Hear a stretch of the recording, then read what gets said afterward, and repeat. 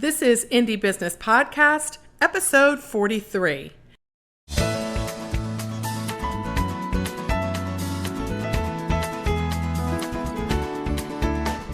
Hello and welcome to this episode of the Indie Business Podcast. I am your host, mentor, and coach, Donna Maria, the founder and CEO at indiebusinessnetwork.com.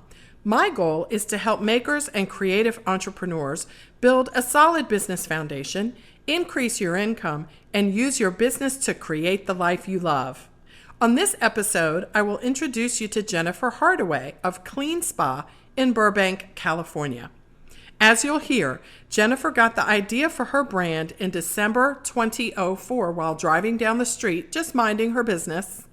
By 2005, she had set up a business and a website and had started making and selling sugar scrubs and other bath and body products from her site and from local market venues.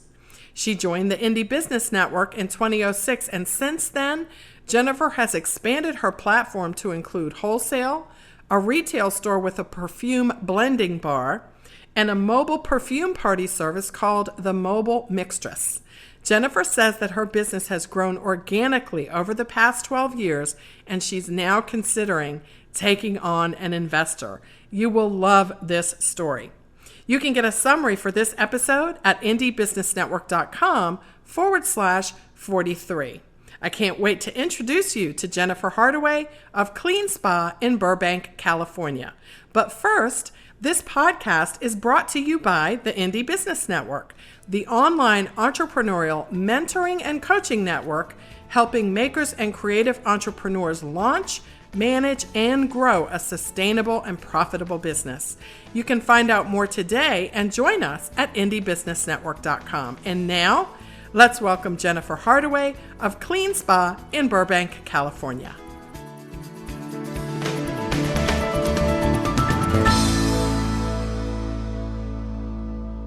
Jennifer Hardaway from KleanSpa in Burbank, California. Welcome to Indie Business Podcast. Thank you so much. I'm so happy to be here. Now, Jennifer, you and I, we go back a really long way. I mean, we have been at the spa together. We've done a lot of fun things together. And I feel like I have so many things that I want to share in the time that we have here. So I just want my listeners to understand if Jennifer and I get a little crazy, it's because we know each other really well. That's true. We're liable to say anything, but really, really excited to introduce you guys to Jennifer because she's been in business for such a long time and she has developed such a well of knowledge that we want to really, really cram as much of it as we can here into this podcast. So before we get started though, Jennifer, everybody wants to know how you started your business. What's your story there? What's the start of KleanSpa? Well, it actually started in December of 2004. And I had been thinking that I wanted to create a bath and body product line and for the 6 months before. And then the name came to me one day as I was driving. I get my best ideas when I'm driving. And the name Clean came to mind. And it also sounds kind of funny because a bath and body company being called Clean, and I was really new. Obviously, I didn't really know anything about how to do what I do now. And so as soon as the name came to me, I started diving in and learning how to do stuff. So that was the beginnings of it. And at that point, I lived in a one-bedroom apartment. The internet was kind of new to me, but I was using it to learn as much as I could. And by 2006, I found Indie Beauty at the time, not Indie Business, but Indie Beauty, and joined it. And so I've been a member of Indie Beauty since 2006, which has been phenomenal. And I don't know what it was. It was like one of those things where I felt like I was being guided. And even though I didn't do these things as a hobby, it wasn't something, I make soaps for my friends and, they want to buy them now. It was a complete, as some of my friends like to say, a complete God job. And so I started learning how to do stuff and slowly created the business. I, did all, got the DBA and did all that stuff. By July of '05, I had my website up. And that was my plan, was to have a website and sell the products. And so I started building that by doing events and just getting the word out and testing the market, seeing what worked. And, just I wasn't afraid to just do it. And I don't know, that's how it started. And I love that you started in 2004.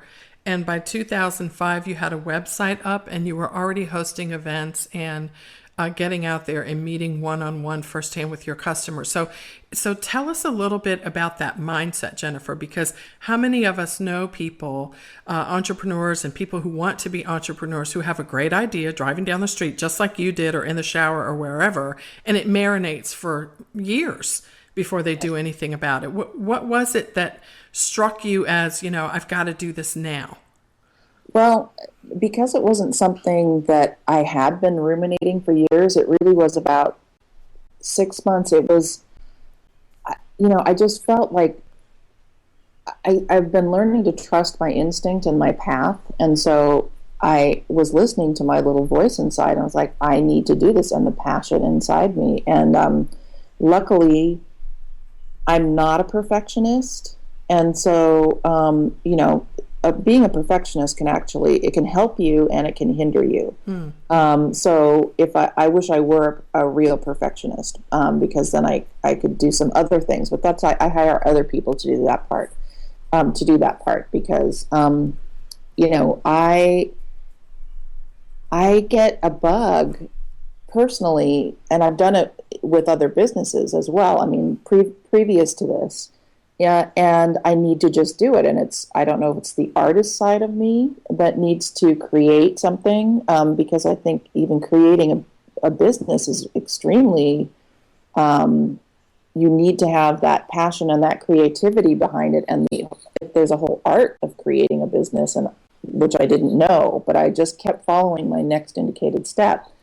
So, as far as, there's no time like the present. That's true. Yeah. That's true. So let's unpack what you said about that perfectionism, because I think we all see that as a benefit, as you say, when it creates excellence, but it can also be a curse in many respects because it keeps us from putting the best we can out there because we're waiting for it to be perfect. So you said you hire people to help you. So tell me, what is the connection between avoiding perfectionism yet being excellent and hiring people? Well, what I've heard, for a long time is that you hire people to do the things that you either don't need to do, like you delegate. I could probably do a little more delegation because I had, right now it's me and a part-time employee, but it's, you hire out the parts of you that aren't your forte necessarily, even though I can do everything in the business. So here's an example. I had an assistant that'd been working for me for a couple of years recently, and she was actually it wasn't waiting for the thing to be ready, but she was in my business already, and she was so almost militaristic about how things were done, like quality control, and this label's just a smidge off or whatever. And that was really good because everything was super, super, super consistent, but to a point where it actually was hard to work with her. In fact, I was afraid to work with her. Oh my. So I don't recommend that. But a happy accident happened with someone who had been volunteering her marketing time for me, who's a bubbly, awesome personality. And she stepped in to take the reins to help because, the first assistant hurt her hand. And she hit it on a table. She was just walking by the table, hit it on the table, and she had soft tissue damage, and she's still in a healing process. So I had to make a decision a couple months later to hire this other person to help me. And this person, the bubbly, dare I say, kick-ass salesperson has shown me. I thought I was a good salesperson, but she is fantastic. And so now I realize having a great salesperson is so important because it allows me to really, because I'm carrying all this stuff in my brain trying to, manage the business. And she can just go out and be light and lovely and sell the product. And but back to perfectionism, I just want to get it out there, and I want it to be right. But this doesn't need to be a quarter inch, to the left, or whatever. Right.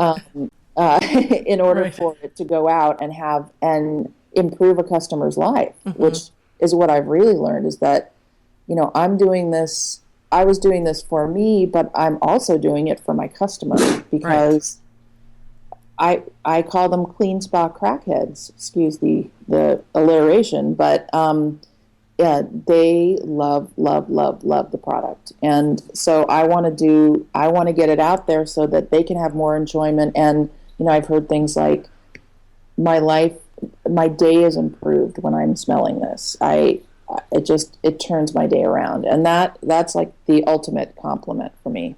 Oh, that is wonderful. KleanSpa crackhead. So let me just ask you. With a K. With a K. Okay, so I want to make sure everybody knows that too, by the way. Jennifer's business is KleanSpa with a K. So if you're looking for her as you're listening, it's KleansPA.com, KleanSpa.com. So Jennifer, I'm so sorry to hear about your other assistant, but it's not lost on me that her perfectionism came through as she hand labeled products, and now she has tissue damage to her hand, so she can't do that perfectly anymore. It's like, you can't lose some of this stuff on the universe, right? Exactly. But you ended up with a person who is really good at sales. Now tell me this, were you looking for her to be a salesperson at first, or did she just turn into that for you? Well, she's the sales, and we have a retail storefront, so she fills products. She ends up being, to answer your question short, no, that's not why the goal for her to be, but it's part of the job. And I realized that we were missing out on a lot of sales just because myself being, sort of engrossed in the mechanisms of the business, was not sometimes as attuned to the outside customer that may be there that we've missed because we're in the back and we've got kind of a wall. So people don't know we're there unless we make ourselves known. And so she came in as a marketing person because she's just fantastic. She normally worked in the nonprofit sector. Her husband makes a lot of money doing what he does. He's fantastic. He's an animator, and she didn't need to work. So she wants to do this because she wants to learn perfumery, which has been now more the bent of my focus of the business.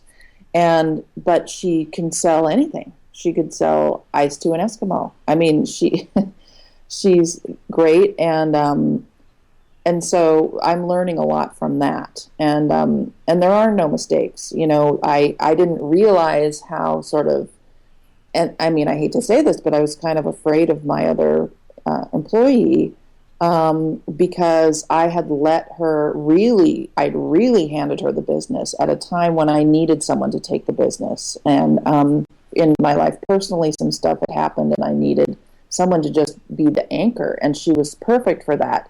But then when I came back in, it felt a little like I was walking on eggshells. Mm-hmm. So there are no mistakes, I guess, let's say. And for my other assistant as well, I think she's going to learn something because she's always been a literal hands-on person. So. Now, Jennifer, earlier you mentioned that your mind is just filled with so many facts and things that you need to, as you said, manage the business and sort of, make sure that all the moving parts fit together. I want you to talk a little bit to our listeners about how you use that to encourage you to make sure that you hire other people. And the reason I think this is so important is because so many makers and so many handmade entrepreneurs have a DIY attitude that ultimately I think sort of turns into a DYI, which stands for do yourself in. It's like DIY becomes DYI. And so I want you to talk a little bit about how you avoided that, because I think this is critical, whether it's sales or marketing or putting a label on. You cannot do everything yourself. Help us go from the mindset of I have to manage all this to I have to manage all this, but I can't do it by myself. I need help. Take us through that. Well, the first person I hired was in 2007. So I wasn't, the business really got going in 2005. I was doing shows, I was selling products, I was doing the whole thing myself, in a huge learning curve on even just how to get the products to the show. I used to put I didn't have a sealing machine, so I put my oil-based scrubs in a tub, and they would swim all around the tub, and then I have to wipe each one off because, of course, they were leaking. I mean, it was a huge learning curve. So by the time 2007 came along, I had been building some wholesale accounts because I was really just online and doing events. And the person, I needed help. I needed somebody to help fill a jar or to put a label on or do, whatever. Right. And, but here's what I want to ask you, as okay. I really want to dive deep down into this. And I'll tell you why. Because I had a conversation with someone the other day, a maker. She's got beautiful product photos. Why? Because she's good at photography. She has a lovely website. Why? Because her husband's a website designer. But she still hasn't gotten her business to the point where she's ready to launch. And it's because she needs help. And I couldn't seem to get her to that point. I went to the website. I was like, oh my God, this is gorgeous. Look at these product photos. People would kill for this. So what I really want you to dive down into is emotionally and mentally. I mean, when you do things all by yourself for 3 years, and honestly, I did everything myself for 5. So I think we all get that. At some point when you're starting, you have no money, you have no clue, really. So you do everything yourself, and you're learning, and you're bombarding yourself with information. You're like a sponge, but you get to the point where you know the business is going to work. And it's either have a lovely website and no sales, or have a lovely website and get help. I want you to really, really tell us in your heart, because I know you like to do all this stuff. You enjoy making the stuff. You enjoy packing. It's something that you enjoy. So I want you to tell us, from your heart, from your spirit and your soul, how did it become okay, Jennifer, for you to let some of that stuff go? I had to. I had to let it go, because if I wanted the business to grow, I couldn't be the only one doing and filling and all that stuff. So it's essentially life or death is what you're saying. It's either the business is going to be profitable or it's not. Yeah. And it's a choice. And the business is an entity, and it is a choice. And it's, luckily the perfectionism is not necessarily on my side. And so it was a little easier for me. But it's necessary. I mean, it's a living, breathing entity. You need your business to grow. And if you are the only one trying to touch every aspect of it, it's not going to evolve, and it will die. I'd imagine that's true for so many people. So take us back a little bit, Jennifer, to exactly what all of the different aspects of your business are. I know you have a website. You mentioned a retail store, and then I know you're doing some mobile parties. How many categories are they, and what are there? I mean, I said that wrong, didn't I? How many categories are there, and what are they? I knew what you meant. Okay, so there are, there's the online business, online retail and wholesale, because I have wholesale customers locally and across the country. There is in-store retail.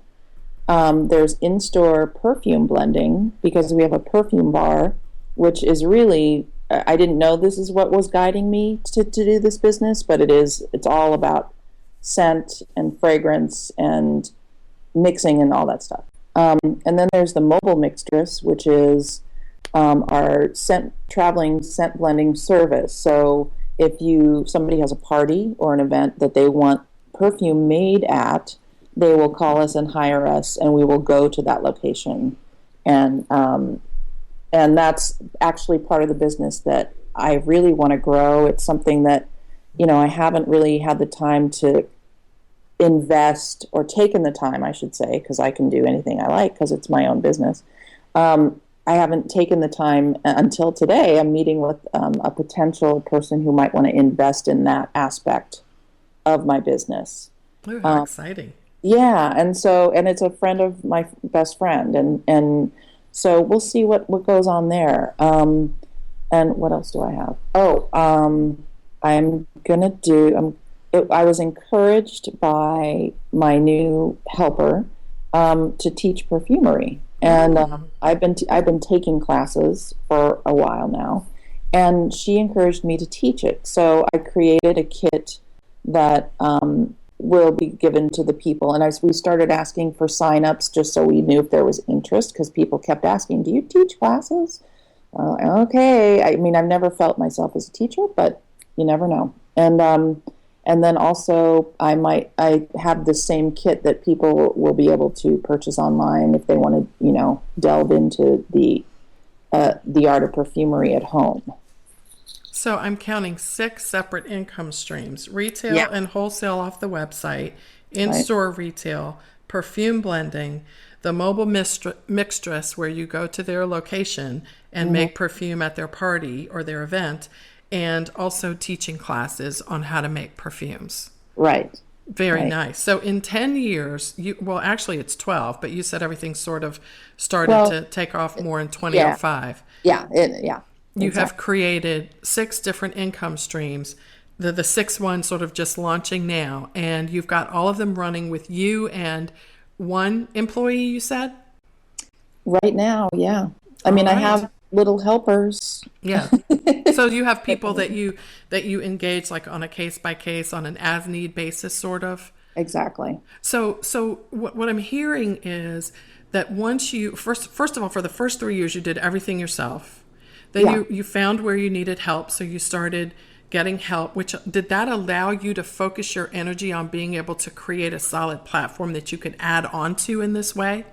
Yes, okay. And the one point I wanted to make too about hiring somebody is, we're not making a ton of money at the beginning, and so to hire somebody is like, but that means there's no money, or I don't even have the money. There's something about every time I expand my business expands to meet me. Mm-hmm. So if I take a little baby step towards having somebody help me, then I have more business. It's sort of it seems like a universal truth. I know I'm getting a little airy-fairy in a way, but are you getting woo-woo on us, Jennifer? A little woo-woo on you. But I believe that, you have to listen to your gut and your heart and, what the universe is also telling you, or whoever you look to.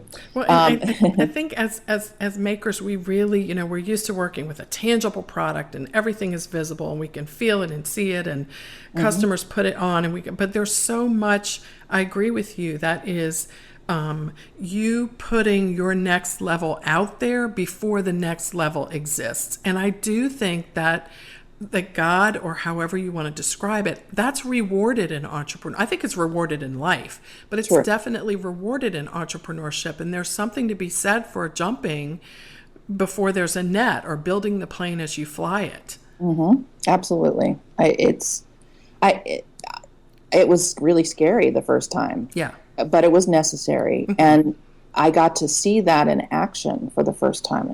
And so it starts to build a trust. And it's not like I worked a regular job my whole life. And when I started delving into this, I worked a job and I built my business, and I do events on weekends, and it was just all, but I was super obsessed on the business. And yet it's not like I said, I have this idea, I'm quitting my job. It was... Don't do that. Don't do that. I did that, so don't do that. Well, but look, you were taken care of anyway, I was. I had to go back to work for a while though because I was a little too imperfectionistic.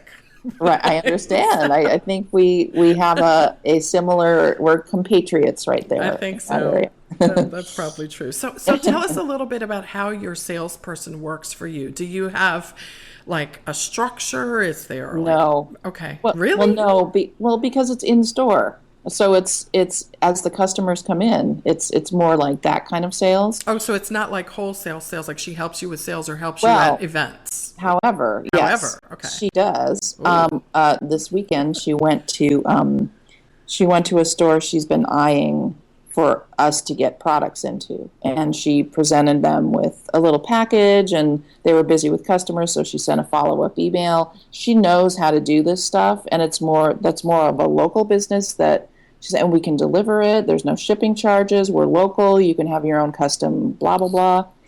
And there definitely isn't a structure. I mean, I wish I was extremely organized, and I admit I'm not. But we'll pay her something for that, right? I mean, she'll Oh get, no, she gets okay. she gets paid. She gets paid. Well, she gets paid hourly, and she does blends, and she gets extra money for that. And we will definitely, compensate her something, if the thing comes through. But she, we have a similar mindset and a similar way of working, and it's kind of.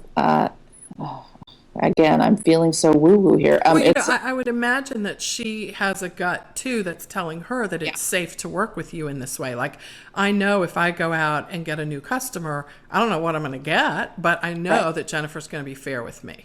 Right. Absolutely. So this is so curious to me because so often you hear the question, how do I find a sales rep? How do I find a sales rep? And your story bears out that it's really the relationship that solidifies the business side of it. It's not so much necessarily starting with, oh, you're the top salesperson in this area, and so we want to hire you, and here's your commission, and go out and get that commission, or that, here's your base salary and commission, and you'll get paid, and go for it.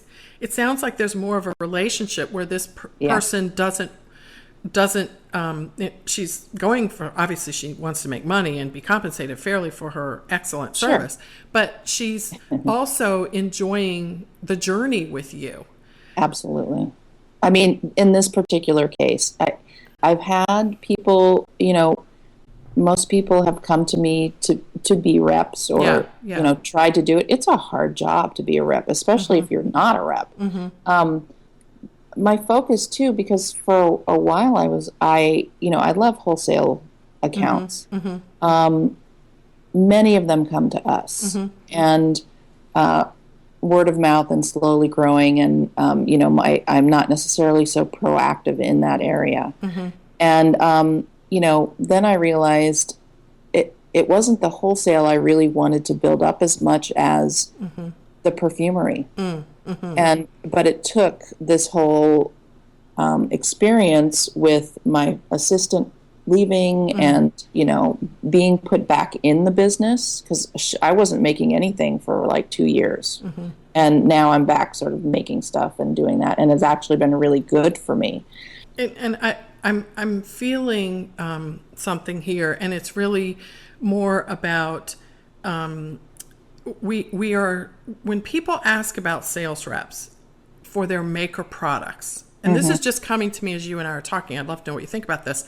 They are looking to use a huge, massive, big box business structure to serve a business that is not huge, massive, big box mentality. Right. And I'm not saying that it wouldn't work. I'm just saying I'm trying to suggest that people open up their minds to the possibilities of having a sort of sales rep relationship that's not necessarily so 1, 2, 3, 4, 5, 6. You need to sell 600 of these every month, and here's your commission. And if you don't sell that, then you get you have to get some commission taken away. And if a customer in some store stops buying our products, then you don't get any more, money if someone else sells that customer. So I just am seeing from you that it's more about, it's more malleable. It's not so contractual. Right. And sometimes, contracts are good. I'm a lawyer. I get that. But it just occurs to me that there are other ways to think about it, which open up the possibilities for you as a very small business owner, more than just looking for the very specific way to do it. Right. The cut and dry. It's, the only time I worked in a corporate company was I worked for Nordstrom for a couple years as a salesperson.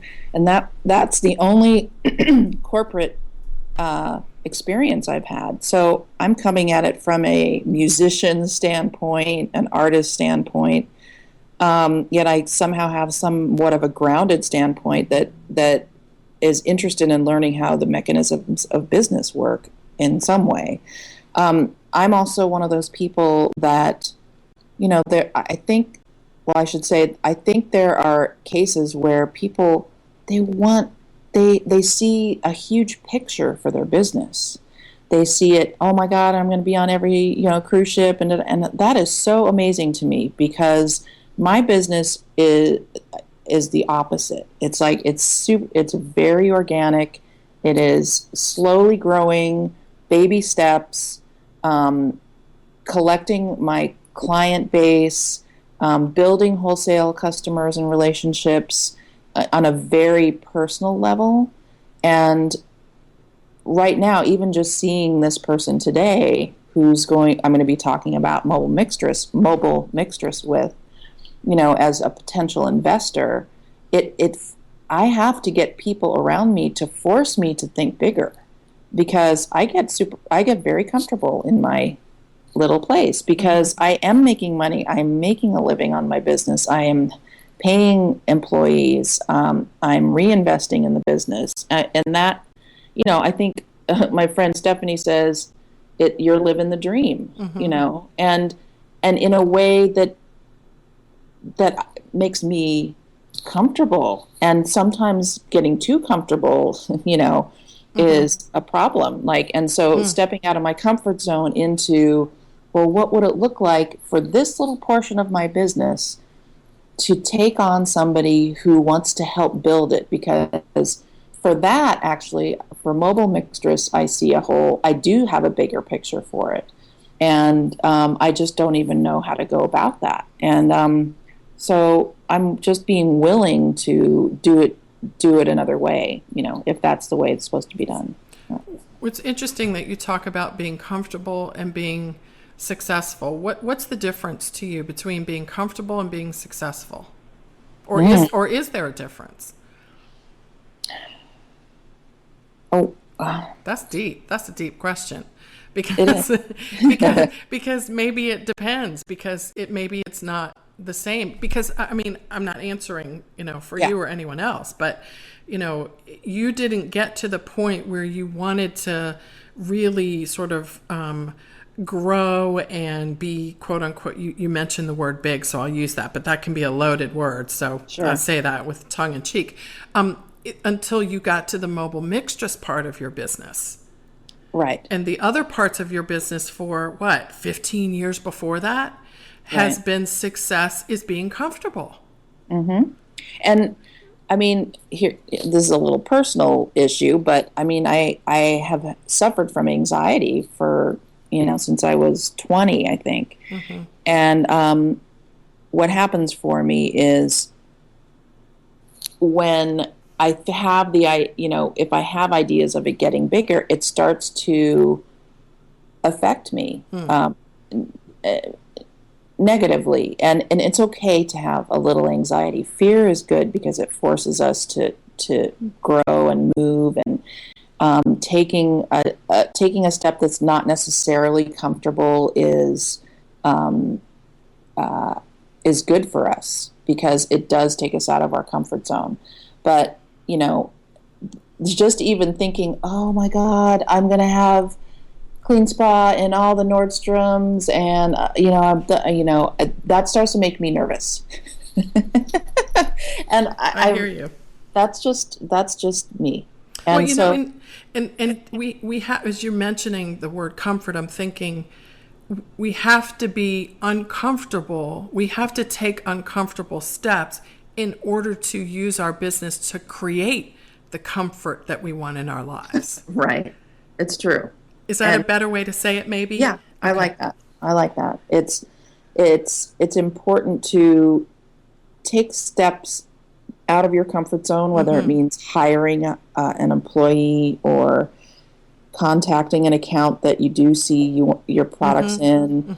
Any of those little baby steps. All you're doing is planting seeds and moving yourself forward even just a little bit if you're really scared of that. Yeah. Yeah.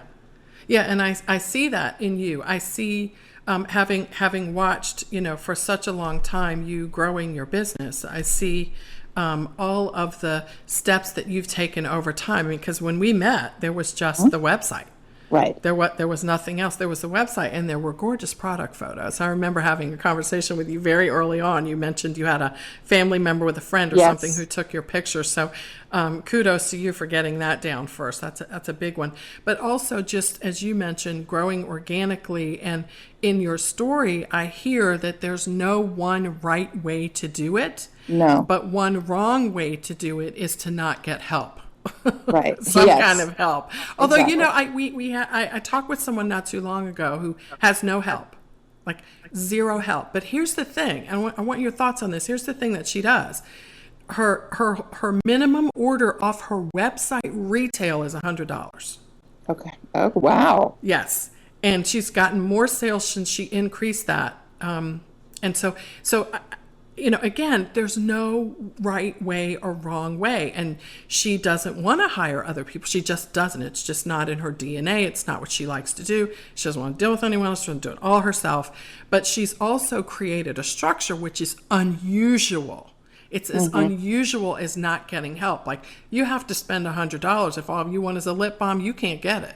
Right. I'm not going to pull all those pots and pans out or, to make all that stuff. Right. Yeah. She makes very limited quantities, and she's really picky about her wholesale customers. The opening order is a certain amount of money, and it never goes down. You have to order that amount every time. And this allows her to, and it was uncomfortable. This is a good example. It was uncomfortable for her to move that needle to $100, but it allowed her to create the comfort, the happiness that she wants in her own business. Yes. Don't you love that? I love it because, unless your business takes off on a runaway train for some, special thing that you've done that was featured, you are in control of your business and the ebb and flow. Well, not ebb and flow, because you're not really in control of that necessarily, but you're in control of how you grow it and how you want it to be in your life.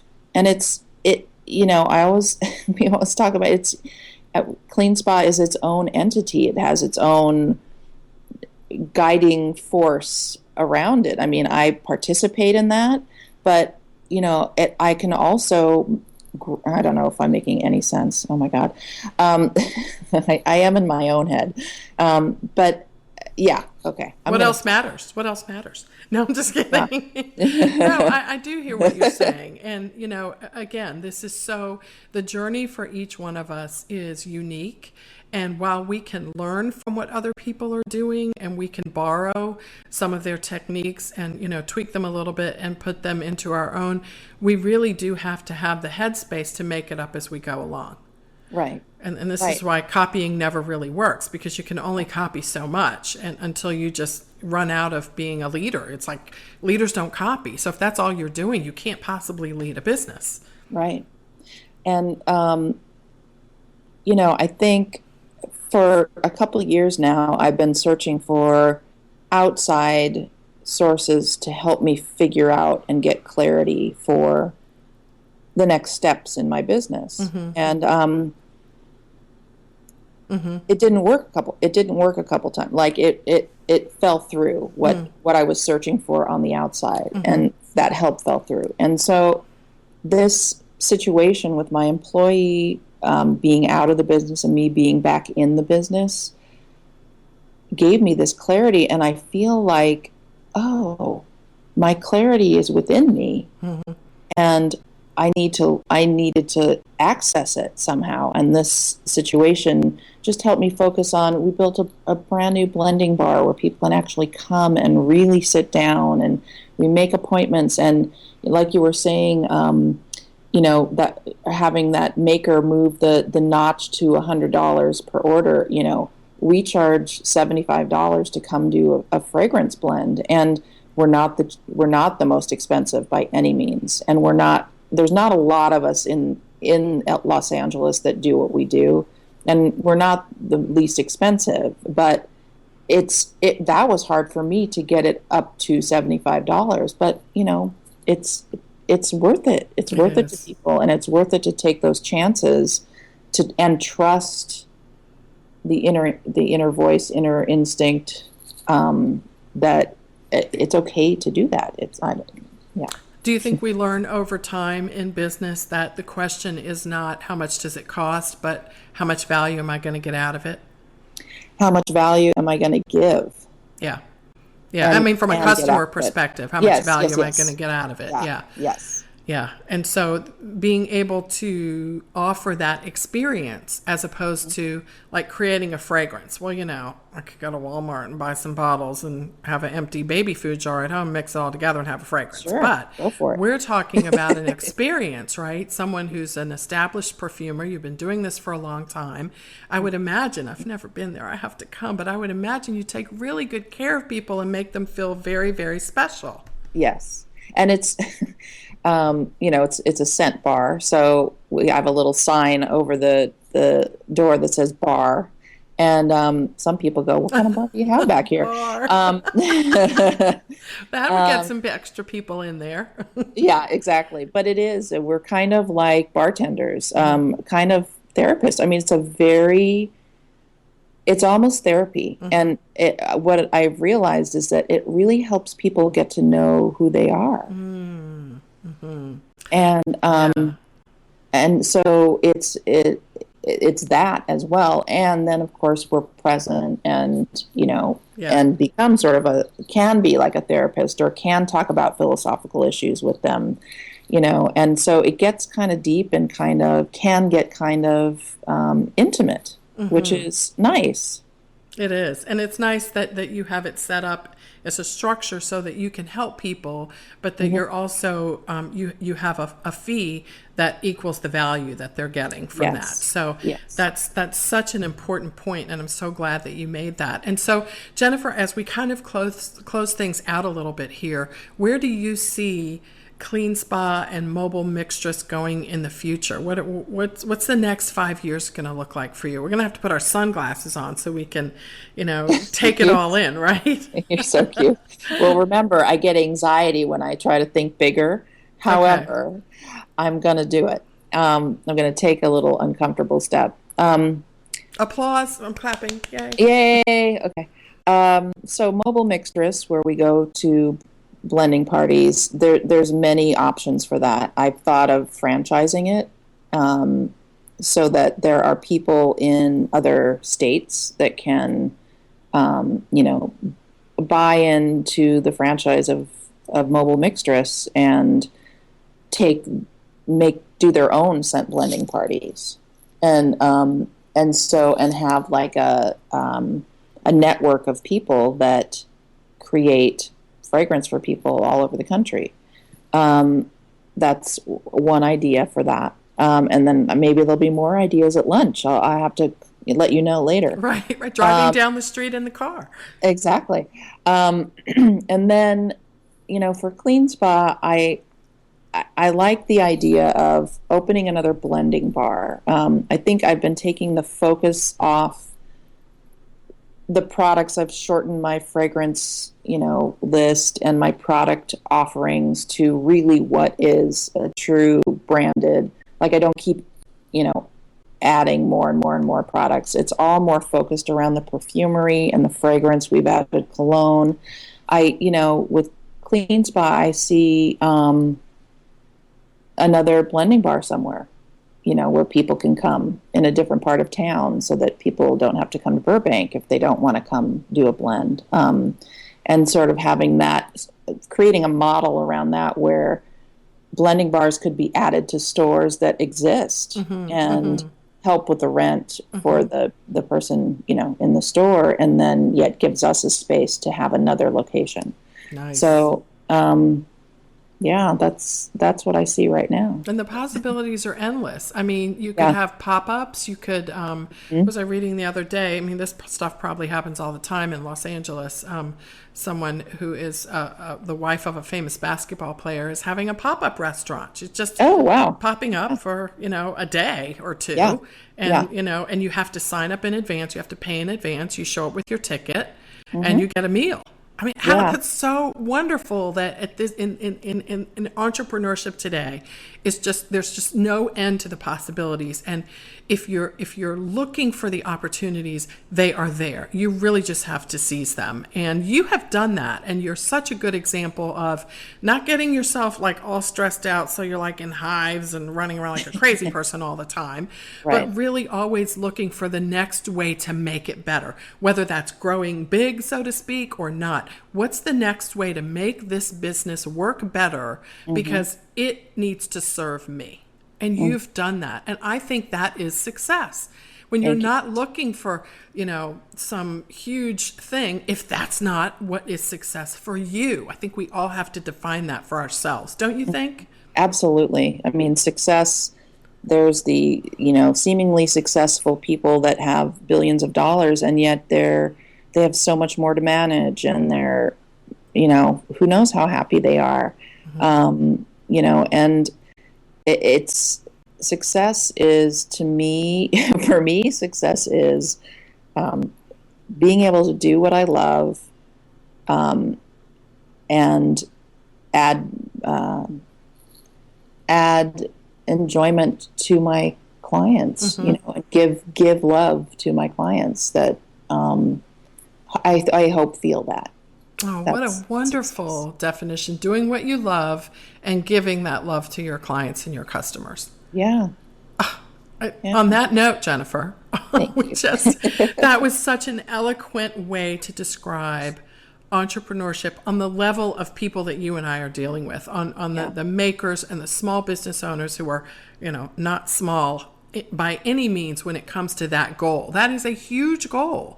And it's so important, and it's so exciting to be surrounded by you and other people like you who are doing this. I mean, it just lights me on fire every single day to see that. I love that. I love you. You're fantastic. I love you too, Jennifer. So listen, we've got KleanSpa with a K.com. You guys head on over there and check out what Jennifer has to offer. And if we're in the Los Angeles area and we want to have a party, I want you to tell us how to get that. And then your retail store, I want you to share the address. So those two things before we close out. Okay. So Mobile Mixtress is, I actually have, information on my website about it, but I mean, you can just call the KleanSpa number and talk to us, and and we'll get you hooked up with a party. Okay. Our address in Burbank is 3319 West Magnolia Boulevard, Burbank, California 91505. And we're right in the little Magnolia Park district, and it's really fun shopping district. So. Awesome. So if you're listening on your phone and you're in the area, the address is in the show notes. So you can just tap it and get your map to come up and head on over. What are your business hours, Jennifer? Monday through Saturday, 10:30 to 6:30, Sunday 11 to 6. Okay, good. So again, if you're hanging out in Burbank, that's the place to go. It's the place to go, and you can call ahead and get information about the availability of the scent bar and everything else. Jennifer, thank you so much for inspiring us today. Thank you. I'm so happy to be here. Thank you. And we want to report back after this investor meeting. Maybe not immediately, but later on, we want to know what happened. So will you come back and tell us sometime? Absolutely. Thank you. I'd love to. Jennifer at KleanSpa, you have a great week, okay? And we'll talk to you soon. Okay. Bye. Bye-bye.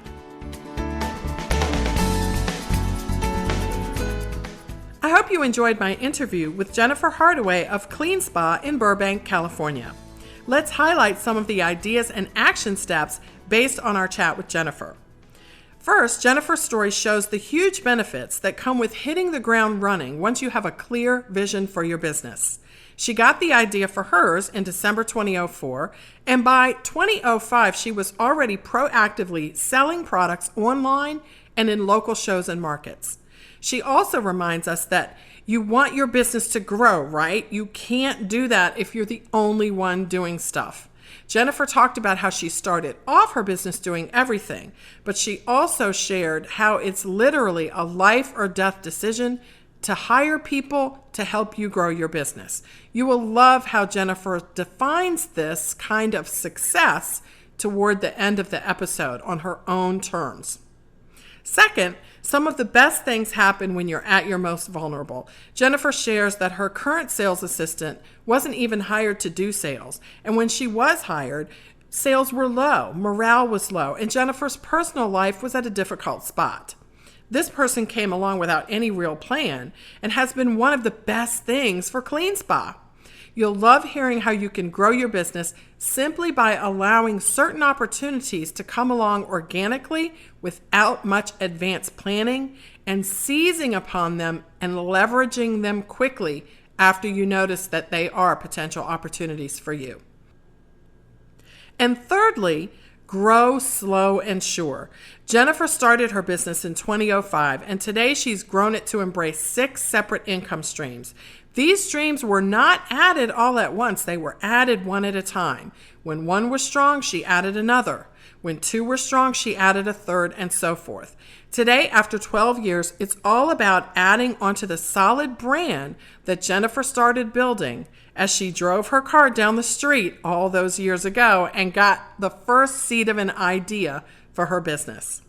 You can subscribe to Indie Business Podcast on iTunes and Stitcher, and you can also listen at my website at indiebusinessnetwork.com/podcast. And while you're there, please do click on the link to go over to iTunes and rate my podcast. It helps me so much to know that you appreciate the work that I do and the amazing people and stories I bring to you through this podcast. I love the maker community, and I'm so excited to be a part of it along with you.